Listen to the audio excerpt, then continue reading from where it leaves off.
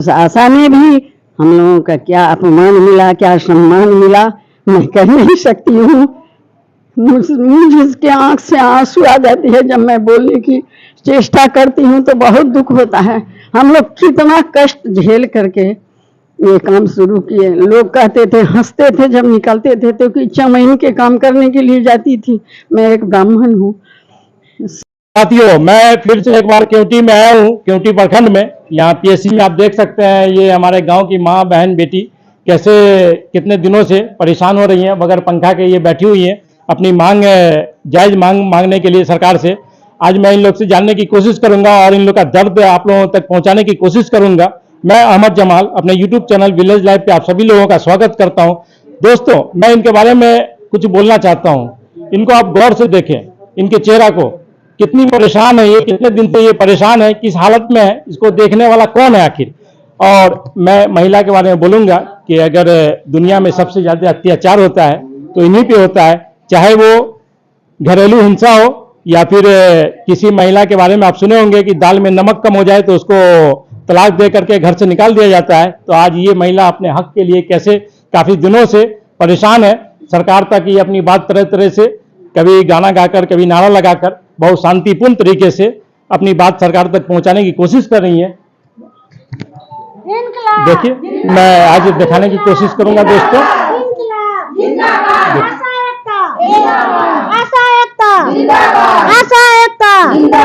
प्रोत्साहन राशि बंद करो, प्रोत्साहन राशि बंद करो, प्रोत्साहन राशि छोड़ेंगे, वेतन से नाता जोड़ेंगे, प्रोत्साहन राशि जो छोड़ेंगे, प्रोत्साहन राशि छोड़ेंगे, प्रोत्साहन राशि छोड़ेंगे।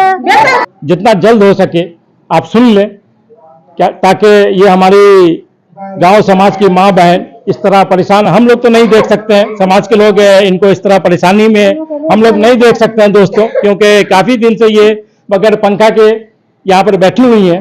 आप ऐसा कीजिए, मोबाइल बंद कीजिए, आप मेरा YouTube channel village life with Ahmad Jamal, उस पर जाकर के आप देख सकती हैं। तो आज मैं दोस्तों एक ऐसी क्रांतिकारी महिला से मिलवाने की कोशिश करूंगा और वो अपनी बात रखेंगी। अच्छा, ये बताइए दीदी, आपका नाम क्या हुआ? रेणु झा। रेणु झा जी। थोड़ा जोर से बोलिएगा। रेणु झा। अच्छा, आप क्या किया आज तक अपने जीवन में की है? मैंने एडल्ट एजुकेशन चलाई, 10 महीने का स्कूल। तब तक ये केवटी प्रखंड नहीं थी, ये प्रखंड जुड़ा हुआ था यहाँ मनीगाछी से। जब मनीगाछी से हम लोग यहाँ काम किए थे, 10 महीना में काम किए। इतना अच्छा काम किए कि मेरे कलेक्टर प्राइज दिए, दरभंगा में टाउन हॉल में मिला हुआ है मुझे प्राइज।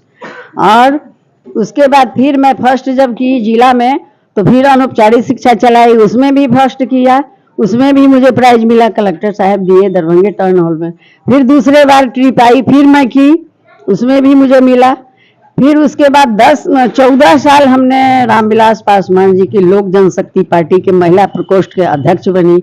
14 साल मैंने रही। वो जब चले गए लालू जी में, तब हम लोगों को भुला गए तो हम लोग छोड़ दिए। उसके बाद मैंने फिर ग्राम पंचायत के चुनाव में निर्विरोध जीत गई, 5 साल उसमें भी रही। उसके बाद नहीं बने एक्टर, नहीं बने कलेक्टर, एक आशा बन गई। उस आशा में भी हम लोगों का क्या अपमान मिला, क्या सम्मान मिला, मैं कह नहीं सकती हूँ। मुझे आंख से आंसू आ जाती है जब मैं बोलने की चेष्टा करती हूँ तो बहुत दुख होता है। हम लोग कितना कष्ट झेल करके ये काम शुरू किए। लोग कहते थे, हंसते थे जब निकलते थे तो कि चमैन के काम करने के लिए जाती थी। मैं एक ब्राह्मण हूँ। सब सहन करके और 1000 पॉपुलेशन को क्या बनाई हम लोग, जितनी आशा बहनें हैं वो सब मिलकर के क्या 1000 पॉपुलेशन को बनाई। कपड़ा साफ नहीं पहनती थी, बच्चे लोग को स्कूल नहीं भेजती थी, पोटा लटका हुआ रहता था, थाली में 2-2 घंटा 4-4 घंटा मक्खी लगा हुआ चावल रहता था, वो लोग खाती थी, बच्चा लोगों को खिलाती थी। जब से हम लोग इसमें आए हैं तब से देखिए हम लोगों का 1000 पॉपुलेशन। गांव घूम करके देखिए कि आपके शहर से सफाई ज्यादा है मेरे गांव में। मेरे पंचायत में आकर के घूमिए और देखिए कि मेरे यहाँ का क्या अच्छा क्या बुरा है। और आपके शहर में एक मुजफ्फरपुर जाती हूँ तो उतरने का मन नहीं करता है, पटना में जाती हूँ तो उतरने का मन नहीं करता है। क्या आपके मुजफ्फरपुर जिला से, पटना जिला से मेरा दरभंगा जिला का साफ सफाई आकर के कोई देखे, और कितना काम हम लोग किए जिसका कोई वर्णन नहीं है, लेकिन आज तक हम लोगों को कोई वैल्यू नहीं मिला। यहाँ पर बैठने के लिए मुझे कुर्सी नहीं था, घर नहीं है, एक रूम नहीं है कि हम लोग यहाँ आएंगे और रात में आते हैं, 12 बजे रात हुआ, 12 बजे दिन हुआ, कहीं बैठेंगे उसके लिए कुर्सी रख दिया जाता है छुपा करके, जैसा लोग बैठे नहीं। इस तरह से हम लोग काम करती हूँ। अब इस पर ध्यान दें सरकार, नहीं ध्यान न दो मैं एक गाना गाऊंगी।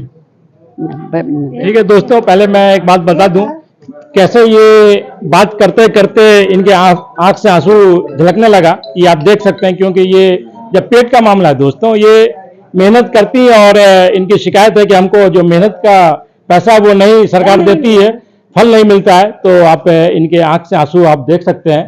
तो मैं इन्हीं का दर्द दुनिया को दिखाने के लिए मैं अपने चैनल के माध्यम से आप तक पहुंचाने की कोशिश करता हूं, और सरकार से निवेदन फिर हाथ जोड़ करके, नीतीश कुमार हो चाहे वो तेजस्वी यादव हो, उनसे आग्रह करता हूं कि मेरे गांव समाज की माँ बहन बेटी हैं ये, इनके दर्द को जितना जल्द आप सुन लें, आपका हम लोग पूरी जिंदगी आपका नाम लेंगे। ये महिलाएं हैं दोस्तों, ये महिलाओं को हम लोग इस तरह परेशान होते हुए नहीं देख सकते हैं। न तो यहाँ पे गर्मी पंखा है, न तो शौचालय का इंतजाम है, देख सकते हैं ये कौन कब आशा बह रहेगी, नहीं रहेगी, कितना विधवा हो गई, कितना का बाल बच्चा नहीं पढ़ा, इस आशा में जूझते जूझते अपने बाल बच्चा को छोड़ करके दूसरे बाल बच्चा को साफ सफाई, पढ़ाई लिखाई, आंगनबाड़ी जाने के लिए कहने के, प्रोत्साहन राशि दिलवाने के लिए, ऐसे करो, खाना खिलाओ, अच्छा करो, अच्छा पहनाओ, सारा व्यर्थ लगता है अब हम लोगों को, क्योंकि मानदेय नहीं हुआ। इतना परिश्रम करके कोई फायदा नहीं।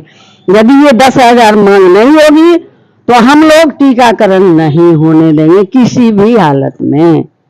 सुन सकते हैं दोस्तों, जब ये ऐसी बातें भाषा बोलती हैं तो मुझे इनमें झांसी की रानी की झलक दिखती है, किसी में रजिया सुल्तान की झलक दिखती है, क्योंकि ये बहुत शांतिपूर्ण तरीके से अपनी मांग सरकार तक पहुंचाने की कोशिश कर रही हैं। और आप लोग बहुत सारी गीत वगैरह गा करके भी सरकार तक पहुंचाने की कोशिश कर रहे हैं, क्योंकि मैं मिथिलांचल में हूँ दोस्तों, हम लोग मिथिलांचल के रहने वाले हैं। यहाँ की भाषा में वो मिठास है, अपनी मिठास से ये वो हम लोग स्वागत जानती हैं। हम लोग मिथिला के रहने वाले दोस्तों, तो अपने मैथिली में ये कुछ बोलना चाहेंगे, क्योंकि यहाँ की भाषा इतनी मीठी है कि शायद वो मीठी भाषा सरकार तक पहुंच जाए। आप कुछ बोलेंगे, गाएंगे?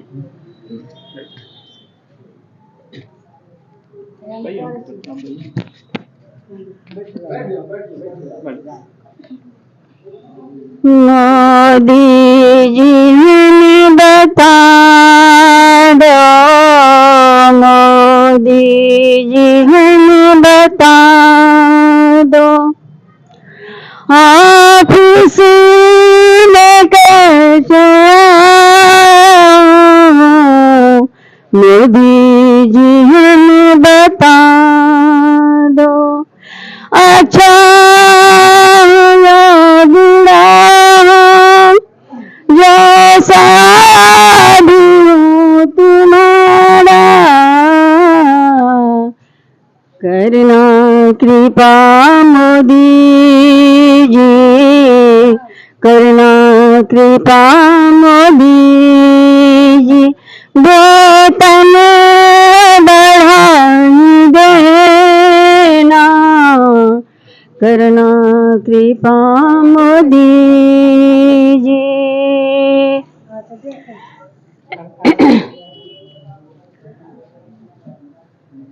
करना कृपा मोदी जी, नीतीश जी को बताना, करना कृपा मोदी जी। मैं हूँ पतित महिला, तुम पतित स्वामी, मैं हूँ पतित महिला, तुम हो पतित स्वामी, करना कृपा दयालु, करना कृपा दयालु। दयालु वेतन बनाई देना करना कृपा मोदी जी करना कृपा मोदी जी मैं कैसे तुम्हें बुझाऊं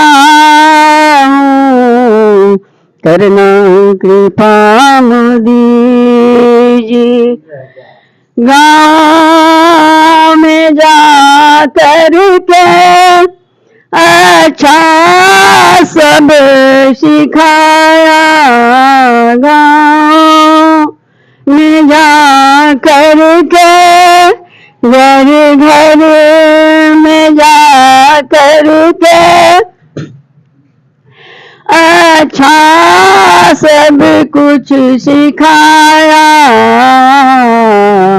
फिर भी 1000 पोषण से फिर 1000 पोषण से वेतन नहीं बढ़ाया करना कृपा मोदी जी करना कृपा मोदी जी कितना विधवा हो गई कितना गरीबी आई कितना विधवा हो गई कितना गरीब आई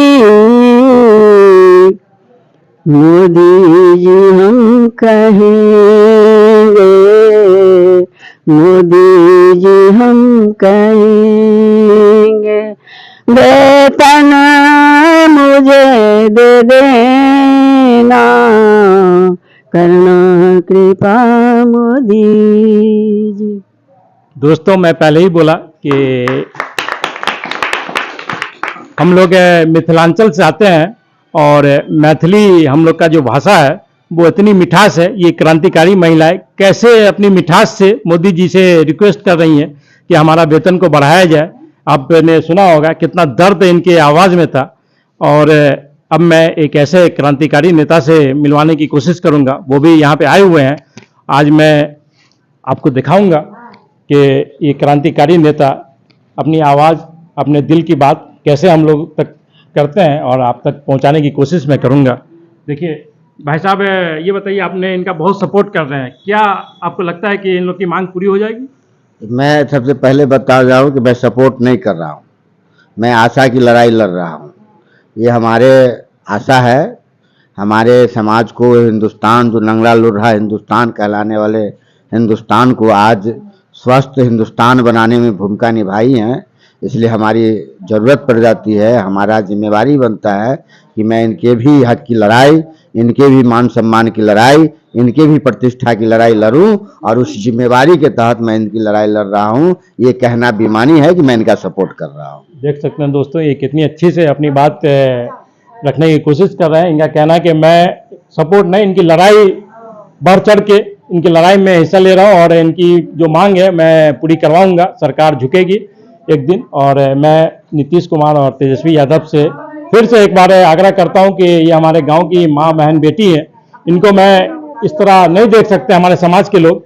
आप जितना जल्द हो इनकी मांग, जो भी जुनून मांग है उसको पूरी करें। अच्छा ये बताइए, आप पटना में क्या कुछ बात बनी, आप लोग गए थे तो? अभी पिछले दिनों 38 दिन की हड़ताल हुई थी और 38 दिन की हड़ताल में 7 राउंड वार्ता हुई थी।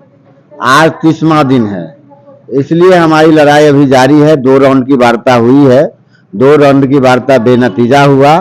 सरकार पारितोषिक शब्द को हटाना नहीं चाहती, सरकार को पारितोषिक शब्द से मोहब्बत है और उसको कह रहा है कि हम इसको पारितोषिक को पारिश्रमिक में बदलेंगे, यानी नाक सीधा नहीं नाक उल्टा पकड़ेंगे। तो मैं साफ साफ कह दिया कि पारितोषिक शब्द आपकी मोहब्बत हो सकती है, लेकिन मानदेय हमारी मोहब्बत है और मानदेय के पर हम कोई समझौता नहीं करेंगे। आप हड़ताल को 30 दिन आज हुए हैं, सरकार 65 दिन ले जाए, 70 दिन ले जाए, लेकिन मानदेय शब्द के अलावा मुझे कोई दूसरा शब्द पसंद नहीं है। इस लड़ाई को हम आगे ले जाएंगे। आज अच्छा, ये बताइए, आप कह रहे हैं कि जितना दिन हो मैं इस लड़ाई में लड़ूंगा, जब तक हमारी मांगें पूरी नहीं होती हैं, तो समाज का तो बहुत नुकसान होगा, टीकाकरण वगैरह ये सब आप लोग होने दे रहे हैं? ये समाज सरकार नहीं होने देना चाह रही है, ये हम नहीं होने दे रहे हैं। इस हड़ताल को सरकार ने आयोजित किया है। हमने 22 जून को सरकार को कहा कि हमारे मांगों पर आप विचार करिए, बात करिए। 22 जून को जब सरकार नहीं सुनी, सरकार प्रभारी के माध्यम से हमने पत्र भेजा, तो 4 जुलाई को हमने सिविल सर्जन साहब के माध्यम से सरकार को पत्र भेजा है, और सरकार तब नहीं सुनी। तब हम 12 तारीख से हड़ताल में है। और मैं मजदूर की बेटी हूं, मैं किसान के घर से आने वाले लोग हूं, इसलिए मजदूर की बेटी और किसान की बेटी अपने बाजी मेहनत करने के बदले अपनी मजदूरी की मांग अगर करे, तो निश्चित तौर पर इसकी लड़ाई को आवाम जो जिनकी सेवा में ये हैं, उन तमाम लोकतांत्रिक पसंद ताकतों की ये लड़ाई बन जाएगी। और निश्चित तौर पर आवाम अब ये बात की चर्चा नहीं कर रही है कि टीकाकरण नहीं हो रहा है। आवाम अब इस बात की चर्चा कर रही है कि आशा इतनी मेहनत कर रही है, आज सरकार उनको वेतन तक नहीं दे रही है, मजदूरी नहीं दे रही है। आशा की हड़ताल ठीक है, आशा की हड़ताल जितने दिन तक चले, आम आवाम अब इनके साथ जुड़ रहा है, चाहे उनको कितनी भी कठिनाई का सामना करना पड़े। ये भारत है, हिंदुस्तान है, और हिंदुस्तान में के मानचित्र में खास करके बिहार है, जहां 1942 का आंदोलन देश को रास्ता बताया था, 74 का आंदोलन देश को रास्ता बताया था।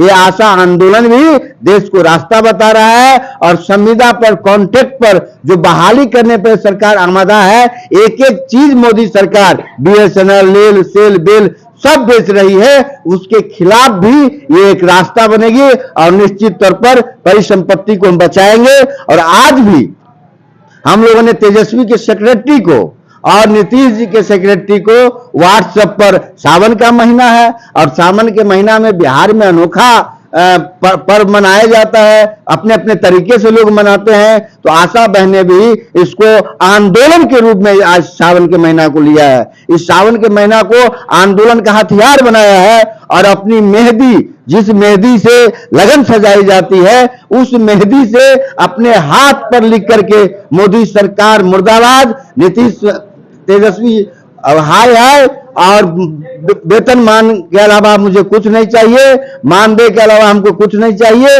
इसलिए पारितोषिक नहीं मानदेय चाहिए। ये संदेश व्हाट्सएप पर हमको लगता है पूरे बिहार से 90,000 आशाओं की टीम हमको हजारों संदेश तेजस्वी जी की सेक्रेटरी को, नीतीश जी के सेक्रेटरी के व्हाट्सएप पर भेजा है। इसके बाद भी सरकार की नींद नहीं खुलती है, तो 12 अगस्त को पूरे बिहार में दरभंगा जिला के कलेक्टेरिएट पर भी, मधुबनी जिला के कलेक्टेरिएट पर भी, सभी जगह तमाम गोप गुट के जितने भी विंग है, चाहे एम्बुलेंस कर्मी है, चाहे वो ठेका पर काम करने वाले लोग हैं, दिहाड़ी करने वाले लोग हैं, तमाम कर्मी आशा आंदोलन के समर्थन में कलेक्टेरिएट को घेर करके सरकार को संदेश देगी कि अभी आशा की लड़ाई नहीं, तमाम कर्मी की लड़ाई है। जितना दिन तुमको आगे ले जाना है ले जाओ, जब तक मानदेय नहीं दोगे हम लड़ाई में टिके रहेंगे। ये लड़ाई की शुरुआत हो रही है। अब सरकार तय करे कि टीकाकरण कराएंगे या मानदेय देंगे,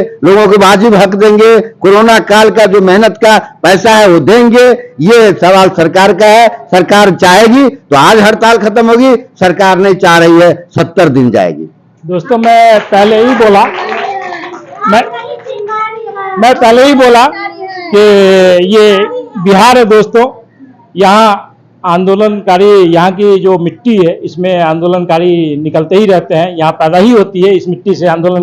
क्योंकि चाहे वो श्री लालू प्रसाद यादव जी हो, चाहे नीतीश कुमार हो, चाहे स्वर्गीय रामविलास पासवान जी हो, सभी लोगों ने आंदोलन करके बड़े बड़े ओहदे तक पहुंचे हैं। तो ये मिट्टी ही आंदोलनकारी लोगों की मिट्टी है। आज जब मैं आया यहाँ पे, तो मैं आशा दीदी लोग को देखा कि हाथ में मेहंदी लगा रही हैं, तो आज मैं दिखाने की कोशिश करूंगा मेहंदी में वो क्या क्या लिखी है। आप देख सकते हैं क्या लिखी है आप लोग मेहंदी में, बताइए क्या लिखी है मेहंदी लगाकर आप लोग। मोदी सरकार मुर्दाबाद। अच्छा, देखिए ये मोदी सरकार मुर्दाबाद, मोदी मुर्दाबाद। और हमको चाहिए वेतनमान। देखिए यहाँ लिखा हुआ है नीतीश तेजस्वी खोलो कान। तरह तरह से नारों से आप लोग अपना सरकार तक पहुंचाने की कोशिश कर रहे हैं ये लोग। मैं फिर एक बार बिहार सरकार से आग्रह करता हूं, निवेदन करता हूं कि आप इनकी मांग को जितना जल्द हो इनकी सुनी जाए और ये काम पे लौट सकें, क्योंकि इससे समाज का बहुत नुकसान हो रहा है। टीकाकरण वगैरह बहुत सारी सेवाएं ये देती हैं। तो मैं फिर किसी नई जगह पे आशा लोग का दर्द दिखाने की कोशिश करूंगा। फिर जब तक के लिए मिलता हूं। चमक गया हॉस्पिटल, यही आशा नहीं थी तो कुत्ता भोगता था इस हॉस्पिटल में। नहीं, बात तो सही है। पीएससी के मैं एक जगह गया तो पीएससी के स्टाफ लोग बता रहे थे कि ये आशा लोगों ने की वजह से ही यहाँ पे बहुत सारे पेशेंट यही लोग लेकर के आती हैं।